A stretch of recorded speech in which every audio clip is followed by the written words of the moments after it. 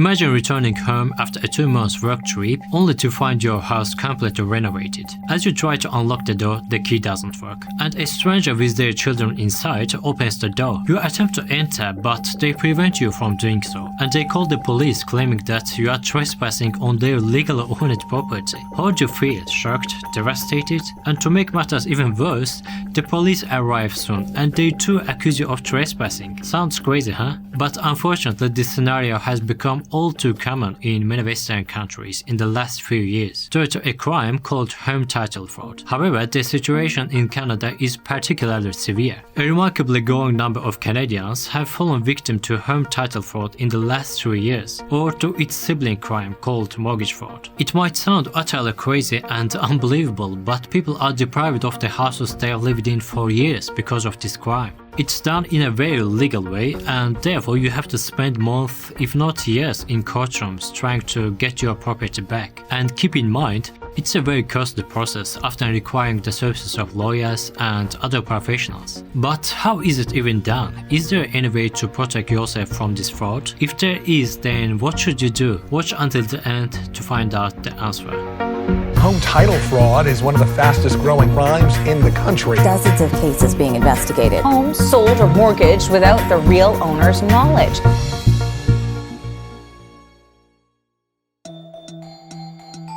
In January 2022, a couple from Toronto left Canada for work, and a month later they learned that their home had been sold out from under them without their knowledge. The homeowners didn't know anything about it until they logged into their banking account and saw that their mortgage info had disappeared. They contacted the bank and they were told that the mortgage was closed. When they searched the title of the home, they found out that it had been sold. One can only imagine how devastated this couple felt upon learning that their home had been sold without their knowledge. Terrible.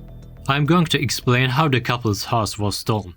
But first, let's understand how this fraud works. There are two types of home title fraud: total title fraud and mortgage fraud. In both cases, the goal is to profit from the cash value of a home. Total title fraud, which the couple suffered from, involves selling a house using fraudulent means. On the other hand, mortgage fraud involves taking out a second mortgage against the house. If the first mortgage is not fully paid, fraudsters may attempt to take out an equity loan worth the value of the house minus the remaining value of the mortgage. It's clear that fraudsters will try to maximize their profits from their targeted properties in any way possible. In order to conduct a home title fraud, fraudsters first look for a suitable house. They typically target houses that aren't occupied by their homeowners, like vacant investment properties or ones that are rented out or whose owners are away for an extended period of time. That way, several months can pass before homeowners even notice a sale has occurred. Once fraudsters find a suitable target, they try to identify and steal the homeowner's identity. This part itself can be categorized as a separate fraud,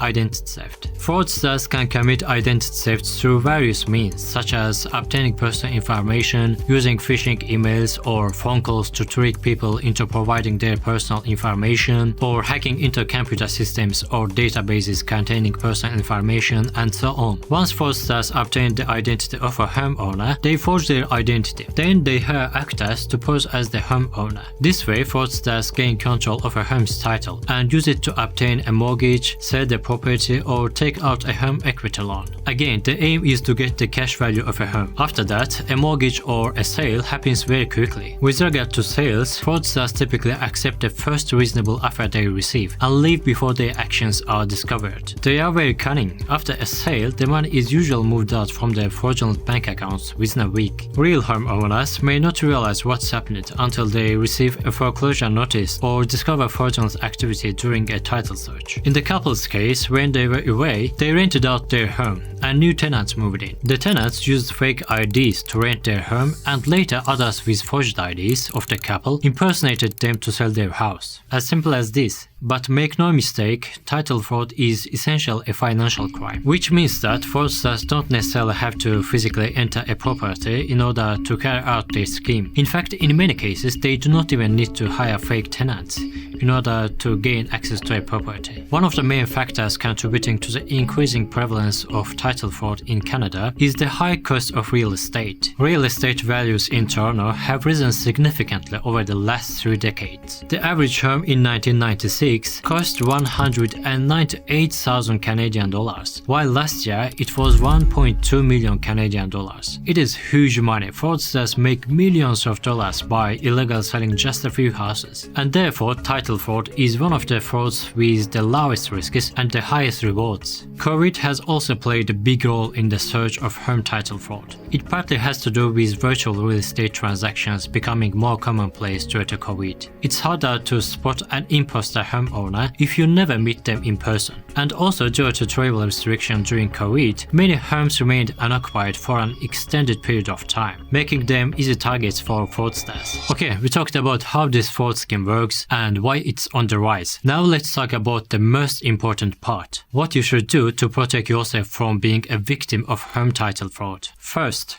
make your house look busy. Do not let fraudsters know that your home has been unoccupied for a long time. Do you remember what Kevin does to deter the series from robbing their house in Home Alone? He makes a fake party, sets up mannequins with recorded voices and movements, turns on lights, music, and so on. I don't say you need to do all of these, but you might steal some ideas from the movie. You can set timers on your lights, television, and other electronics to make it look like someone is home even when you are away. Also have a trusted neighbor or friend to regularly check on your house or collect your mail. An overflowing mailbox is a clear sign that no one is home. You can also keep your lawn maintained. A well-manicured lawn suggests that someone is actively taking care of the property. Second, protect your identity. Without getting your personal information, fraudsters won't be able to steal your home's title. Remember when we talked about identity theft? It's the most crucial part of home title fraud. There are several steps you can take to protect yourself from becoming a victim of identity theft. Avoid sharing your sensitive information, such as your social security number, bank account numbers, and passwords with anyone unless it's absolutely necessary. Use a combination of uppercase, lowercase letters, numbers, and special characters to create strong passwords that are difficult to guess. Do not use the same password for multiple accounts. Regularly check your bank and credit card statements for any unauthorized transactions. Report any suspicious activity to your bank or credit card company immediately. Do not click on links or download attachments from suspicious emails or texts. These may be attempts to steal your personal information. Before throwing away any documents that contain personal information, such as bank statements and credit card bills, shred them to prevent fraudsters from retrieving them. And by the way, IDs can be so easily forged these days, and it's really weird that they are trusted alone to complete transactions worth $1, $2, or $3 million.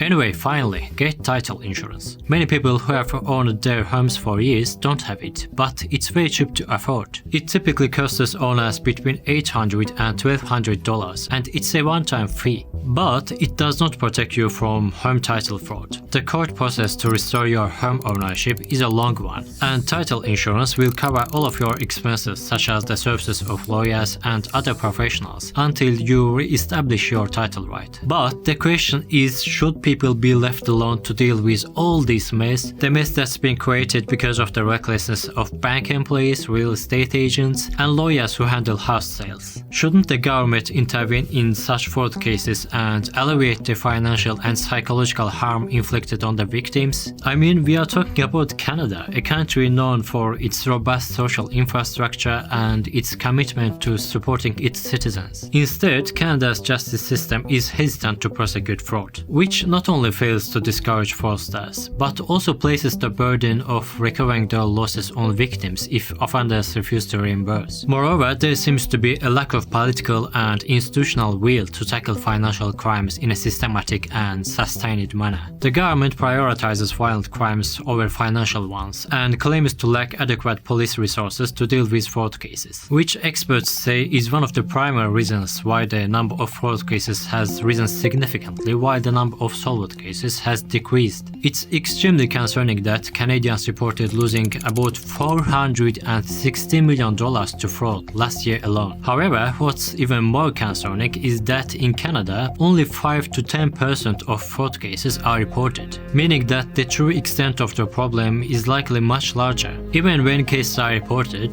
only a small percentage of annual reports result in criminal charges, and almost half of those charges are dropped each year, indicating a serious issue with the country's ability to prosecute fraudsters. Consequently, more and more individuals lose their faith in law and feel betrayed and let down by the government, which is quite understandable, to be honest. Nevertheless, as the adage goes, an ounce of prevention is worth a pound of cure. Therefore, it's not harmful to take precautions to safeguard your property from being stolen, and also save yourself from having to spend months, if not years, in courtrooms trying to recover it. Thank you for watching. See you in the next video. Stay safe, stay cautious.